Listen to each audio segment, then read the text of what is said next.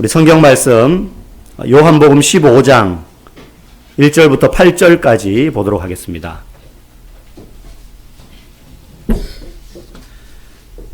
신약 성경 173페이지 요한복음 15장 1절부터 8절까지 다 찾으셨으면 한 절씩 교독하도록 하겠습니다. 나는 참 포도나무요 내 아버지는 농부라.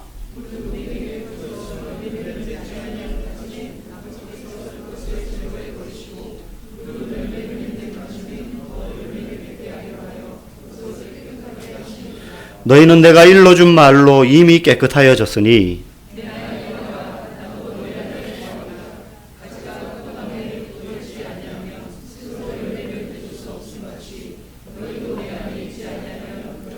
나는 포도나무요 너희는 가지라. 그가 내 안에 내가 그 안에 거하면 사람이 열매를 많이 맺나니 나를 떠나서는 너희가 아무것도 할 수 없음이라.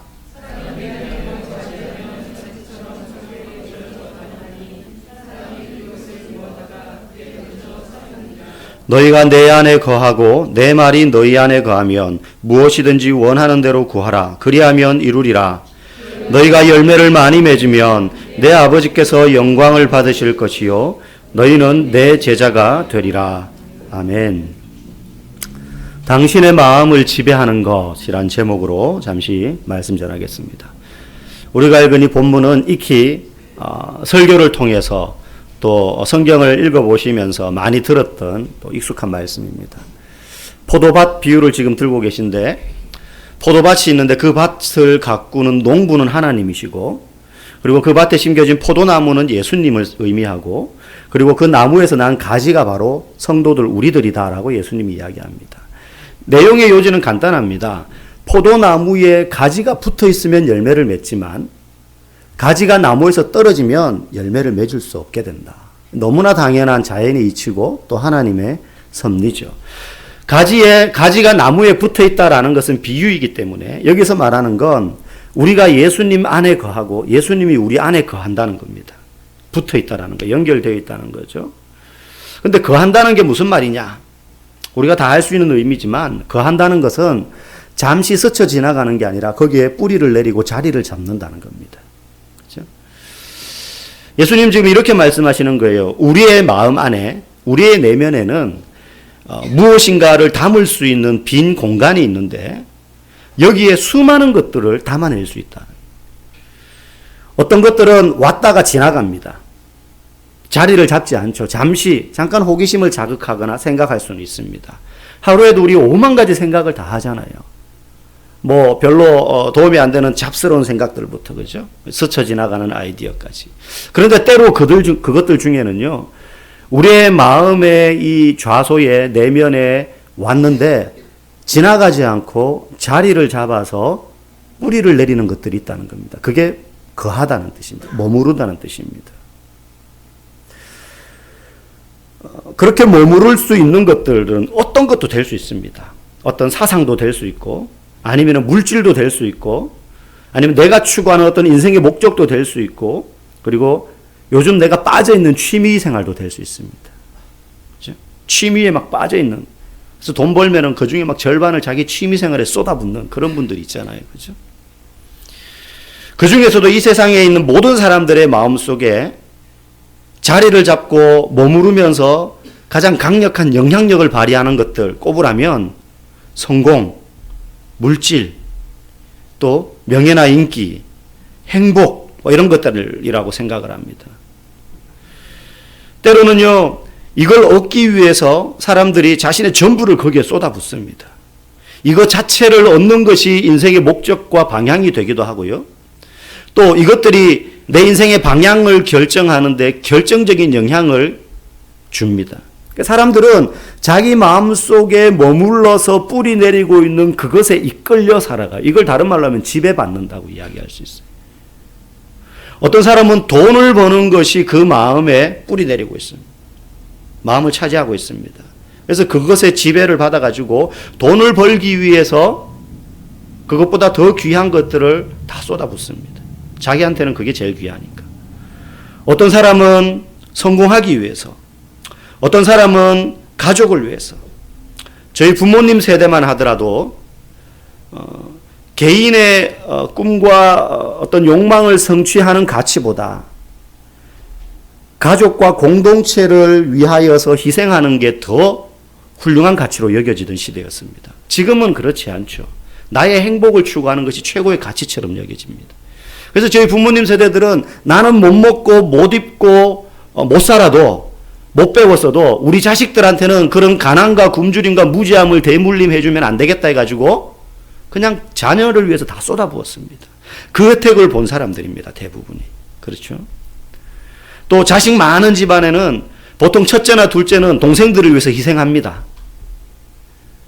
공부하고 싶은데도 너는 동생 뒷바라지 해야지. 그래가지고 공장 가서 일해가지고 돈 벌어서 동생들 막 고등학교 시키고 대학 시키고 막 그렇게 하던 시대였습니다. 그게 더 중요한 가치였습니다. 그런데 이 시대의 사람들은 그렇지 않습니다. 자신의 행복을 위해서 다 포기하고 다 쏟아붓습니다. 어떤 사람은 가족을 위해서, 어떤 사람은 인기와 명성을 위해서, 성공을 위해서. 누구라도 여기에서 자유로울 수 없어요. 우리 내면에 뿌리 내리고 있는 무엇, 거기에 사람들은 다 영향을 받고 지배받으면서 산다는 거예요. 그러면 한번 생각해 봅시다. 요즘 내가 가장 많이 내 마음의 내면에 자리 잡아서 내 생각과 마음을 지배하고 그것을 얻었으면, 가졌으면, 그걸 누렸으면 하고 가장 갈망하는 대상이 뭔가 하는 거죠.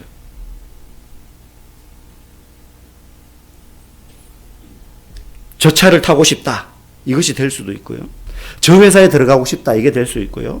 우리 자식이 이번에 학교에 이런 회사에 꼭 취업을 했으면 좋겠다. 이것이 될 수 있습니다. 그렇게만 될 수 있다면 다른 건 내가 다 포기해도 좋아. 그러면 행복할 것 같아라고 여겨지는 그 무엇, 그게 무엇이라도 우리의 마음의 좌소에서 머무를 수 있다는 것입니다. 성도라고 예외가 아닙니다. 오히려 불신자들은요, 어떤 의미에서는 나쁜 의미지만 순수하게 세속적인 성공과 행복을 갈망하고 거기에 다 쏟아붓고 그걸 이루기 위해서 삽니다. 성공하기 위해서 수단과 방법을 가리지 않습니다. 원하는 자리에 올라가기 위해서 더 귀중한 가치들을 포기할 수도 있습니다. 그런데 성도들은 어떨까요? 어떤 의미에서 더 교묘하게 그 마음에 있는 것들을 채웁니다. 예를 들면 이런 거죠. 구약시대 이스라엘 백성들이 우리는 하나님이 더 이상 우리의 왕이 되는 것이 싫습니다. 우리에게도 왕 제도를 주십시오 해가지고 왕을 줍니다. 그래서 우리가 알듯이 사울부터 다윗, 솔로몬 이렇게 쭉 이어가다가 로보암 때부터 남유다와 북이스라엘로 갈라지죠. 그러다가 북쪽 이스라엘을 망합니다. 그리고 나중에 남쪽 유다가 망하는데 망하기 전에 수많은 선지자들이 외칩니다. 우리가 망하는 이유는 우상숭배했기 때문이다. 우상숭배했기 때문에 하나님이 우리에게 심판하신다.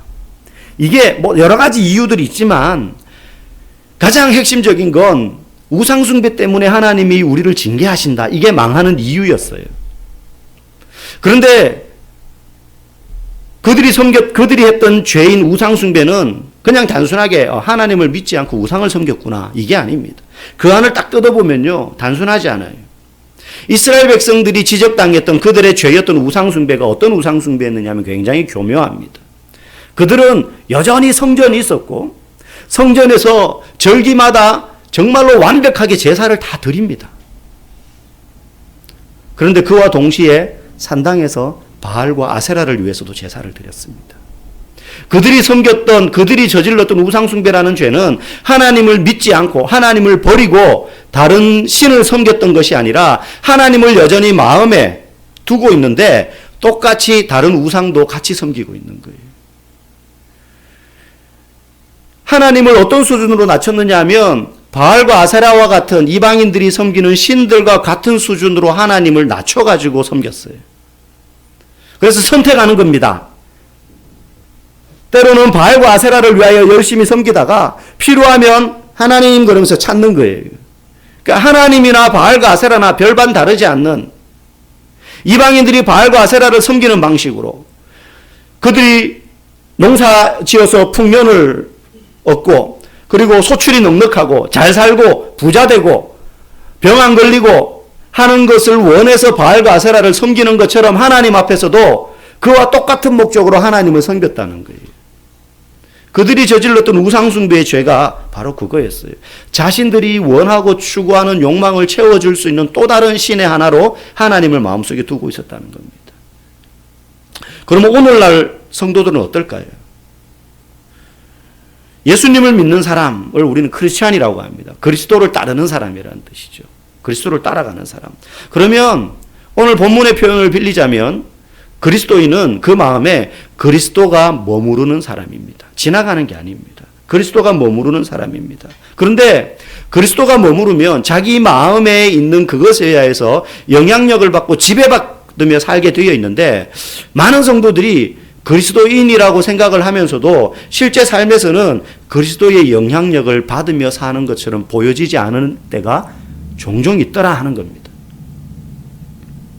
겉으로 보면 그렇지 않은 것 같아요. 주일이 되면 교회를 갑니다. 시간을 지켜서. 그리고 예배를 드리고 설교를 듣고 기도를 하고 찬양을 합니다. 그렇기 때문에 그걸 보면 야, 저 사람은 분명히 그리스도의 영향력을 받으며 그리스도가 주인 되어 사는 인생이구나 라는 생각할 수 있을 것 같은데 교회를 벗어나서 평소의 생활을 하는 걸 보면 전혀 그 영향력 안에 있지 않은 사람처럼 사는 경우들이 많이 있더라는 거예요. 그 내면의 왕자에 그 내면에 예수님이 계시지 않은 것이 아닙니다. 여전히 예수님 믿습니다. 구약시대 이스라엘 백성들처럼 그들 마음 가운데 하나님이 있고 성전에 가서 유월절이 되고 대속절이 되고 초막절이 되고 하면 제사 잘 드리고 예배 잘 드리고 제물 잘 바칩니다. 철저하게 법을 지켰습니다. 그런데 그들 안에 바알과 아세라도 같이 있었던 것처럼 오늘 많은 성도들도 주일날 와가지고 그렇게 열심히 예배를 드리지만 예수님이 그 마음속에 있는 건 분명하지만 그 마음속에 다른 것들도 가득 차 있는 거예요. 내면에 공간이 있지만 그 중에 왕좌가 있습니다. 가장 중앙 높은 곳에 누구라도. 그 내면의 왕좌에 다른 것이 앉아 있는 거예요. 자녀가 앉아 있고 돈이 앉아 있고 성공과 자신의 행복이 앉아 있습니다. 그래서 이것들에 의해서 영향을 받고 지배받을 뿐이지 예수님에게 지배받지 않는 거예요. 그러니까 예수님은 있긴 있어요. 필요하면 예수님을 찾아요. 와서 무릎도 꿇고 울면서 기도도 합니다. 필요할 때. 그런데 그 왕자 아래 그 곁에 계실 뿐이지 왕좌에는 다른 것이 앉아 있는 거죠. 그런 사람들에 대해서 예수님은 오늘 본문 5절에서 나를 떠나서는 너희가 아무것도 할 수 없다라고 말합니다. 가지가 나무를 떠나서는 열매를 맺을 수 없는 것처럼 너희가 나를 떠나서는 아무것도 할 수 없다. 사실 그렇게 예수를 믿어도요. 사는 데는 아무 지장 없습니다. 심지어 예수를 믿지 않아도 사는 데는 아무 지장 없습니다. 예수 믿지 않는다 그래가지고 불신자들이 막 거짓말하면 번개 맞고 다리 부러지고 교통사고 나서 죽고 막 그러는 거 아니잖아요. 예수 믿지 않음에도 불구하고 사는 데는 아무 지장이 없어 보여요. 그런데 성경은 분명히 말합니다. 너희가 나를 떠나서는 아무것도 못한다. 무슨 말이냐면 가지가 나무를 떠나면 열매를 맺지 못하는 것처럼 이 땅에서 우리가 아무리 성공하고 아무리 명예가 높아지고 돈을 많이 벌어도 내가 예수님께 붙어 있지 않는 예수님이 내 안에 왕자로 계시는 삶을 살고 있지 않는다면 그렇게 맺은 열매들은 주님이 기뻐하시는 열매들이 전혀 아닐 수 있다는 거예요. 왜냐하면 많은 경우에 성도들은요. 내가 원하는 것을 하나님도 기뻐하실 거라고 원한다고 생각합니다. 그런데 그렇지 않을 때가 참 많습니다. 그냥 내가 원하고 나의 욕구와 나의 마음을 채우기 위해서 그걸 달라고 하는 거지 내가 그걸 얻게 되면 주님도 기뻐하실 거야 라고 우리는 착각하지 사실은 주님이 기뻐하시지 않는 열매 드릴 경우들이 많이 있다는 거예요. 아니 내가 잘 살고 성공해야지 하나님도 영광 받으시는 거 아닙니까? 가난해가지고 막 지질이 궁상맞게 그렇게 살면 하나님 영광 가리는 거잖아요. 물론 그 말도 전적으로 틀린 것은 아닙니다. 그런데 우리가 기억해야 될 것은 주님은 우리가 잘 살고 성공하고 이 세상에서 잘 되었을 때 그걸 영광으로 생각하는 분이 절대 아니라는 거예요. 만약에 그렇다면 제자들이 왜 순교당해야 됩니까? 다 높은 자리 한 자리씩 차지했어야죠. 예수님이 왜 손가락질 받으며 처참하게 조롱받으면서 죽었습니까? 사람들은 그분이 왕이 될 자격과 능력과 혈통적으로도 다윗의 후손으로 합당하다고 왕으로 추대하려고 했는데 그냥 그 자리에 발만 옮기시면 왕이 될 수 있을 정도로 능력이 있는 분이고 하실 수 있는 분인데 예수님은 죽으셨잖아요. 하나님이 기뻐하시는 것은 왕의 자리에 앉는 것이 아니었기 때문입니다. 주님이 원하시는 열매는 그런 것이 아닙니다. 내가 원하는 거죠. 예수 잘 믿어가지고 여기서 잘 살고 성공하고 부유해가지고 이 모든 게 하나님 때문입니다. 여러분 이렇게 말할 수 있는 사람은 극히 드물어요. 연말에 시상식 나와가지고 막 가수들 연예인들이 대상 받으면서 소감 발표하는데 이 모든 영광을 하나님께 드립니다. 그럼 우리 막 감동받고 우리 자식도 저렇게 컸으면 좋겠다 싶은데 그런 사람은 몇 천만 명 중에 그 사람 하나예요.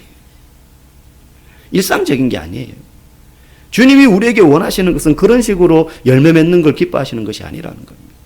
일상적인 게 아니에요. 그거는. 여러분 마태복음 7장에 보면 오늘 본문과 비슷한 우리 스크린 한번 자막 좀 2부 예배 때는 없겠군요. 나무와 열매에 대한 이야기를 예수님이 하시면 오늘 본문하고 비슷한 내용입니다. 근데 거기에 보면 반전이 있어요. 이렇게 말씀하십니다. 마태복음 7장 20절부터 23절에 보면 이러므로 그들의 열매로 그들을 알리라. 나더러 주여 주여 하는 자마다 다 천국에 들어갈 것이 아니요 다만 하늘에 계신 내 아버지의 뜻대로 행하는 자라야 들어가리라. 그날에 많은 사람들이 나더러 이르되 주여 주여 우리가 주의 이름으로 선지자 노릇하며 주의 이름으로 귀신을 쫓아내며 주의 이름으로 많은 권능을 행하지 아니하였나이까 하리니 그때 내가 그들에게 밝히 말하되 내가 너희를 도무지 알지 못하니 불법을 행하는 자들아 내게서 떠나가라 하리라. 이 말씀을 요약하면 이런 겁니다. 우리가 맺은 열매로 그들이 어떠한 사람인지를 알게 될 텐데 입으로 주여 주여 부르짖는 많은 사람들이 있게 될 테지만 그 사람들이 다 천국에 들어가는 거 아니라는 거예요. 여러분 이 말씀을 우리가 가슴 뜨끔하며 들어야 됩니다. 여기에 앉아서 기도할 때 눈물 흘리고 주여 주여 간절히 주님의 이름을 부르짖는다고 해서 그것이 저와 여러분이 천국에 들어가는 확증받은 자의 증표가 아니라는 거예요. 분명한 건 그 길로 들어가는 길은 좁고 험하여서 찾는 자가 적다 그랬습니다. 그 말은 들어가는 사람 적다는 거예요. 믿는 사람들끼리 모여가지고 있으면 다 천국에 가는 사람들이 많을 것 같으나 그렇지 않다는 거예요. 그럼 어떤 사람 천국 들어갑니까? 다만 하늘에 계신 내 아버지의 뜻대로 행하는 자라에 들어간다. 내가 원하는 열매가 아니라 주님이 원하시는 뜻대로 주님이 원하는 열매를 맺는 사람이 들어간다는 거예요.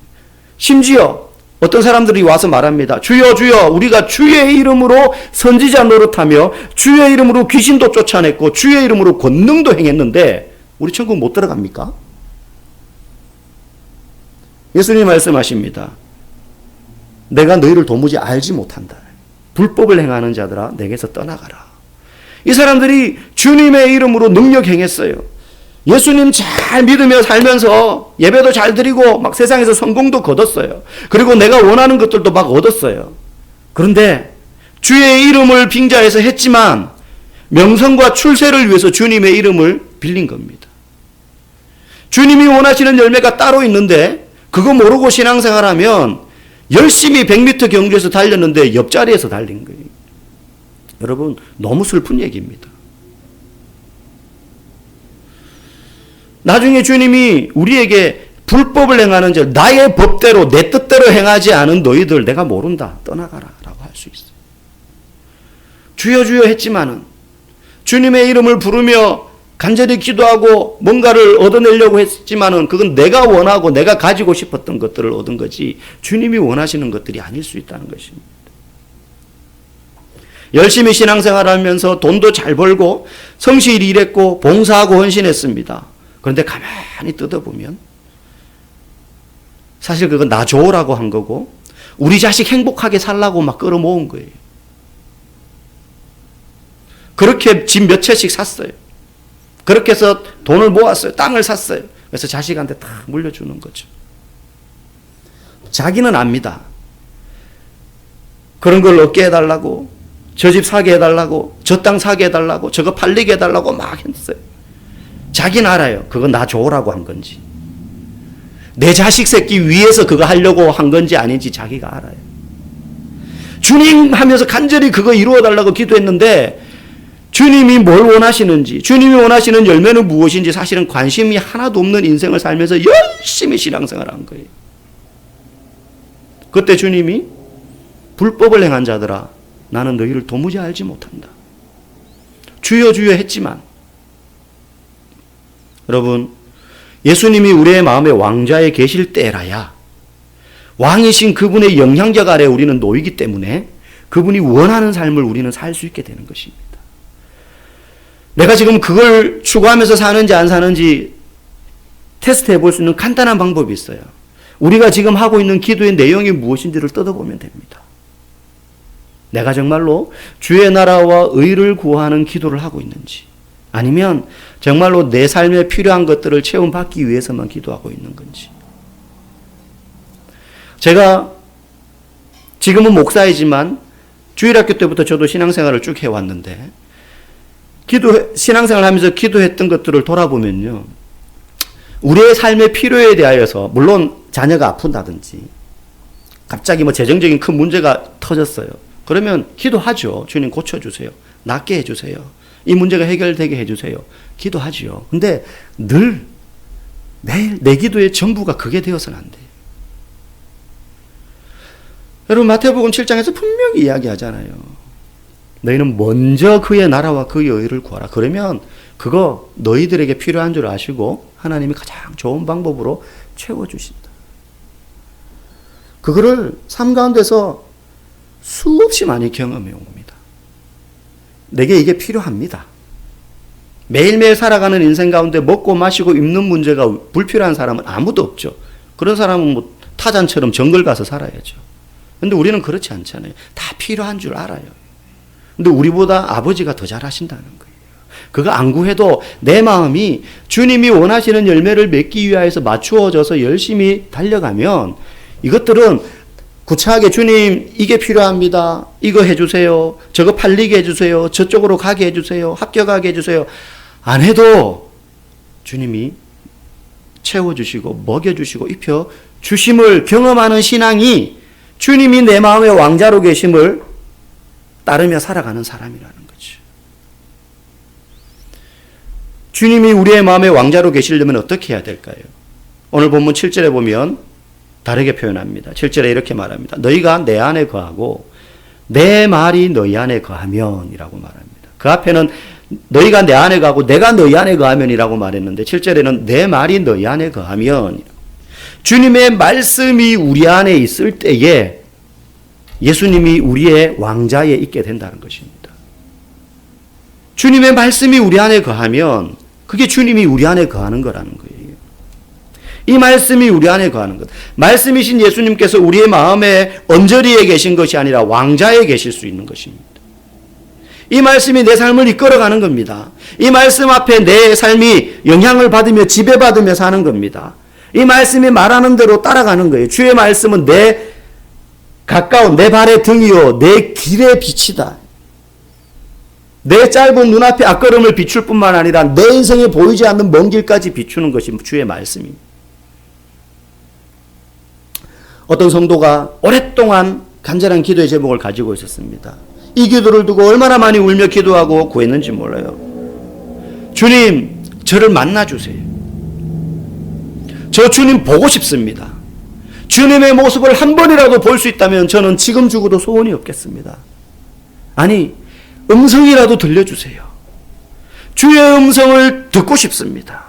듣고 예수님이 내게 말씀하시는구나 라는 확신을 내가 가지고 싶습니다. 이 기도를 정말 열심히 했어요. 울고불고. 그런데 말씀하지 않으셔요. 들리지 않아요. 여러분 혹시 이런 기도 해보신 적 있으십니까? 예수 믿기 전이나 아니면 초신자 때.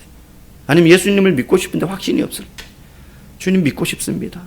주님 음성이라도 듣고 싶습니다. 우리 그런 생각 들잖아요. 음성 들으면 막 믿음이 막 확 그냥 진짜 나 순교도 할 수 있을 것 같아. 막 그런 생각도 들 것 같고 예수님은 분명히 살아계셔. 뭐 이런 확신이 확 들 것 같잖아요. 그런 경험 혹시 해보신 분 계실지 모르나 제가 경험해본 바로는 그런 확신은 들지 않습니다. 꿈에서 부인할 수 없는 환상 가운데 주님의 음성을 들었는데 무섭더라고요. 깼는데 확 제 안에 막 없던 믿음이 고등학생 때였거든요. 와 생겨가지고 막 저 보내주세요 막 이런 거 없어요. 물론 주관적일 수는 있으나 무섭더라고요. 이 사람도 막 음성을 들려달라고 기도합니다. 왜 응답이 없으세요? 그러면서 그날도 기도하고 있는데 음성이 들립니다. 사랑하는 아들아, 나는 너에게 항상 내 말에 귀를 기울이지 않는구나. 이 사람이 뒤통수를 한 대 빵 맞은 것처럼 놀래가지고 눈을 팍 떴는데 자기가 성경책을 팍 붙잡고 기도하고 있었던 거예요. 늘 그렇게 했는데 그날 그게 눈에 확 들어오는 거예요. 그리고는 말씀을 펴고 엉엉 울기 시작했다고 합니다. 주님은 이미 말씀을 통해서 계속해서 이야기하고 계신데 이거는 덥고 엉뚱한 데다 대고 음성 들려주세요. 보여주세요. 여러분, 말씀이 사람의 내면에 들어오기 시작하면 그저 좋은 교훈, 이렇게 살아야 됩니다, 그렇게 살면 안 됩니다라는 도덕책으로 우리 안에 그렇구나 하고 깨닫는 정도가 아니라 우리의 영혼과 내면과 삶과 생각을 바꾸기 시작합니다. 왜요? 이거는 글이 아니고 예수님의 음성이기 때문에 그렇습니다. 어떤 한 자매가요, 스트레스를 받으면 폭식을 하는 습관이 생겼습니다. 엄청난 양의 음식을 먹는데도 절제를 못하는 거예요. 그 아가씨가 일상생활이 불가능한 거예요. 그러니까 위장은 한계가 있는데 그 한계치를 넘어서 계속 먹는 겁니다. 그러니까 막 토하고 또 먹어요. 너무 괴로운 거예요. 문제는 먹어도 포만감이 느껴지지 않으니까 계속 먹는 거예요. 그러니까 뭐 건강을 해치는 거 물론이고 살도 찌고 일상생활이 불가능한 겁니다. 그러니까 계속 기도하는 겁니다. 주님, 그만 먹고 싶은데 그만 먹어야 되는 거 아는데 안 멈춰져요. 그러니까 막 사람이요, 막 목숨의 위협을 느낄 만한 공포를 느낄 때라야 막 극단적인 생각을 하는 게 아니라요. 우리가 볼 때는 뭐 먹는 거 안 먹으면 되지 이렇게 생각할지 모르나 이분은 이것 때문에 막 죽고 싶은 거예요. 스스로가 너무 비관적인 거예요. 자기가 사람 같지도 않은 거예요. 먹는 거 보면. 그러면 그걸 알면서도 안 먹으면 안 되는. 그러면서 울면서 계속 기도하는 거, 이걸 끊게 해주세요. 이 중독에서 끊게 해주세요. 그러던 어느 날, 그렇게 그날도 울면서 기도하는데 하나님께서 자기를 위로하시면서 이야기하는 것 같아요. 뭐 이렇게 들린 건 아닙니다. 근데 마음속에 이런 느낌이 오는 거예요. 딸아, 내가 이제 진짜 먹을 양식으로 너를 배부르게 해주겠다. 더 이상 밥을 먹지 않아도 배고프지 않게 해주겠다. 그래서 이 자매가 왠지 성경을 읽어야 될 것 같아요. 평소에 성경 안 읽었습니다. 읽는데 그냥 무턱대고 막 읽지 않고 40일간 읽어야겠다. 왠지는 모르겠어요. 그냥 예수님이 예전에 40일간 금식하셨다는데 그냥 그 생각에 40일 동안 내가 말씀을 읽어보자. 이게 폭식과 무슨 상관이 있을까 생각했지만 읽기 시작합니다. 매일 읽었습니다. 어느 날은 한 장. 뭐 어디서부터 읽을까 그런 것도 없었어요. 그냥 딱 펴서 창세기부터 읽기 시작했어요. 어느 날은 한 장, 어느 날은 10장. 막 바쁜 날에는 단 몇 절이라도 읽기 시작했습니다. 꼭 봤습니다. 안 빠지고. 그런데 말씀을 보면서 기도합니다. 말씀대로 살게 해주십시오. 뭐 기도할 게 없잖아요. 이 말씀대로 살게 해주십시오. 이해도 잘 안 되지만 그때마다 하나님께서 말씀으로 그 자매의 마음을 위로하시고 조금씩 회복시켜 가고 있었습니다. 물론 폭식하는 습관은 그대로였어요.